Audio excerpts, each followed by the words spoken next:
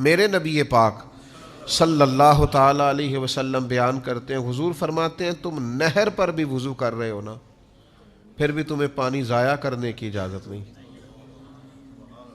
یعنی تمہارے پاس اتنا وسیع پانی موجود ہے کہ نہر ہی چل رہی ہے، تو وہاں بھی تمہیں یہ اجازت نہیں دی جا سکتی کہ تم پانی کو ضائع کرو، وہاں بھی جتنی تمہاری ضرورت ہے اتنا پانی حاصل کرو، ضیاء کی یہاں بھی گنجائش نہیں ہے۔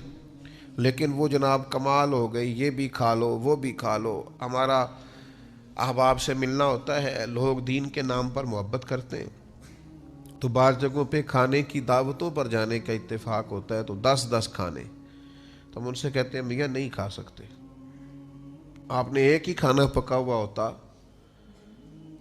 تو بڑا اچھا تھا، ایک روٹی کھانی ہے۔ اور وہ یہ ہوتا ہے کہ آپ کبھی تجربہ کر کے دیکھ لیں گھر میں کہ وہ ایک سالن صاف سا پک جائے۔ لوگوں کو پتہ چلنا چاہیے میرے پاس پیسے ہیں، لوگوں کو اندازہ ہونا چاہیے کہ میرے پاس وسعت رزق ہے۔ تو بھائی آپ اسراف نہیں کریں، بیکار خرچ نہ کریں، فضول خرچی نہ کریں، یہ عمل اتنا خطرناک ہے۔ آپ نے سارے پیسے بھی کما لیے ہیں تو پھر بھی اس کے آپ مالک نہیں، مالک حقیقی تو اللہ تعالیٰ ہے۔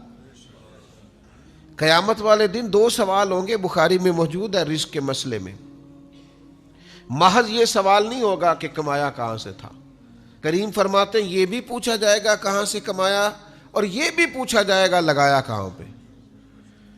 تو یہ جو خرچ کرنے کا تعین ہے یہ بھی آپ دین کے مطابق کریں گے، آپ کو خرچ کرنے کی بابت بھی سوال ہوگا، تو اسراف نہیں کریں۔ ہمارے ہاں کچھ لوگ بے جا ضائع کرتے ہیں، کچھ بیچاروں کی ضروریات پوری نہیں ہوتی، اور کچھ ایسے ہیں جو اسراف کر رہے ہوتے۔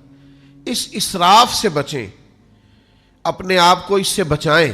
حضرت سلمان فارسی رضی اللہ تعالیٰ عنہ ارشاد فرماتے ہیں، حدیث کے راوی ہیں، ارشاد فرماتے ہیں، ابن ماجہ میں حدیث موجود ہے، آپ فرماتے ہیں کہ میں نے خود نبی پاک علیہ السلام سے سنا، حضور فرمانے لگے جو دنیا میں جتنا پیٹ بھر کے کھائے گا نا، قیامت والے دن اتنا ہی بھوکا رکھا جائے گا۔ بہت زیادہ سیر ہو کے کھانے کی دین اجازت نہیں دیتا، اگرچہ آپ کے پاس جائز ہے، آپ کا اپنا ہے، آپ مالک ہیں، لیکن حضور نے فرمایا کافر 7 آنتوں سے کھاتا ہے، مومن 1 آنت سے کھاتا ہے۔